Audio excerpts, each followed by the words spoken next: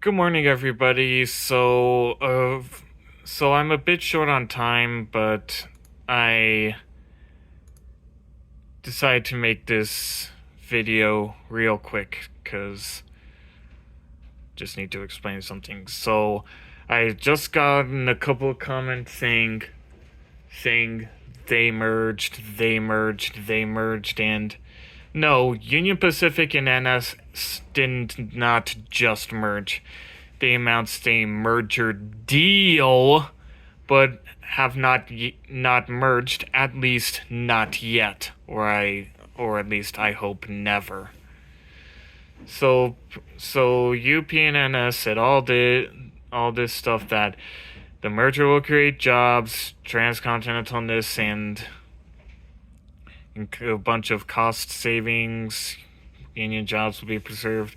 Blah blah blah blah blah. Basically, the union and also a lot of the it'll take trucks off the road thing. So yeah. So Union Pacific and Norfolk Southern said that they've created a merger deal, but haven't officially merged. And the thing is, they hope to create it to have it finished by early 2027. They have a termination fee and all that, and they also have said that the merger is. Hang on, what's the quote here?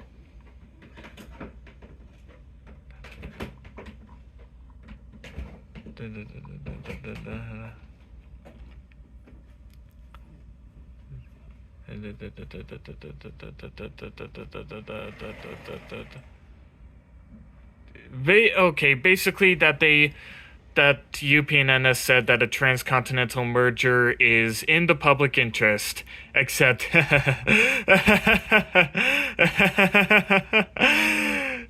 it ain't. A lot of unions oppose this merger, mainly citing, like, safety culture practices, work culture practices, and unlike Canadian Pacific and Kansas City Southern, which merged in between 2000, which had the whole merger deal, then in 2021, then officially merged in 2023, where a lot of people supported it, mainly groups. This time, a lot of labor unions and rail groups and shipping groups absolutely oppose this merger. For example, here it says that the Smart Union says that the merger is likely to trigger further consolidation. Both history and logic says this will drive higher rates, fewer service options, and diminish competition. The statement says it also cites a number of concerns about Union Pacific's approach to business, including a culture that says prioritizes aggressive operating ratios over work and public safety, a pattern of disengagement and hostility in labor relations and discipline, its willingness to lease yards and trackage to non-union short lines, it says, is incompatible with the sustainable service-oriented freight rail system, and its willingness to furlough or lay off workers. While it views NS labor practices more positively, which genuinely makes me question that, because NS has for a bit been seen as the more unsafe railroad. Well, anyways, they oppose that merger. The union says it opposes the merger. It's only one union so far, but it isn't just the unions.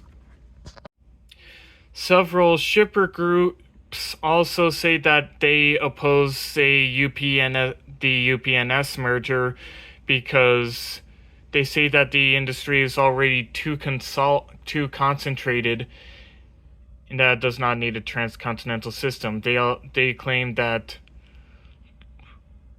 for example, the National Industrial Transportation League, the American Chemistry Council, and the Freight Rail Alliance are say that they're concerned or at least outright oppose this merger. And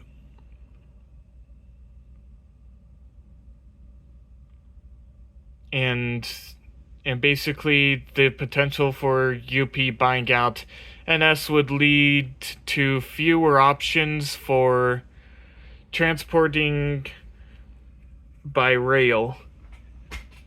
And honestly, I kind of wonder. Uh, and honestly, this has just been, and it has only just been a day since a little bit of time since UP and NS officially announced that they wanted to merge and create a merger deal, but haven't actually merged. I anticipate that in the coming days we would also see more unions and more shipping groups either say their stance on this merger. And right now it doesn't exactly look that positive. And honestly, given the Union Pacific's whole no steam unless it's our steam locomotives policies, I'm surprised. I honestly wonder if there's going to be a couple of rail preservation groups who stand opposed to this merger, saying that it would further constrain steam locomotives like N&W 611, Nickel Plate Road 765, you name it. Because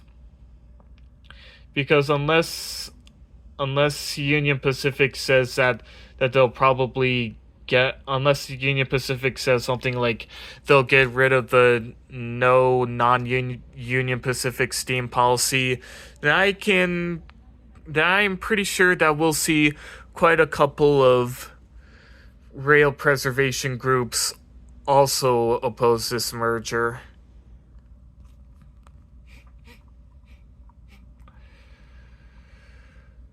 But yeah, yes, Union Pacific and NS created a merger deal. No, Union Pacific and NS did not just merge.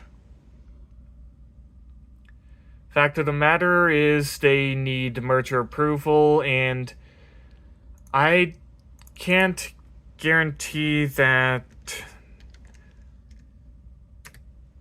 and honestly, given history, I don't really exactly see that happening. Like, for instance, the Canadian Pacific attempted to merge, and that eventually did not end up happening.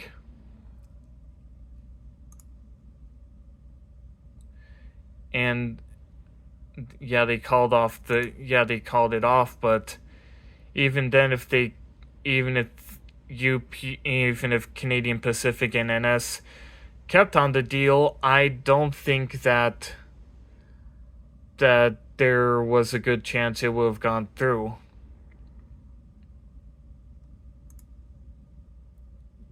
Oh god, that guy kind of predicted the future.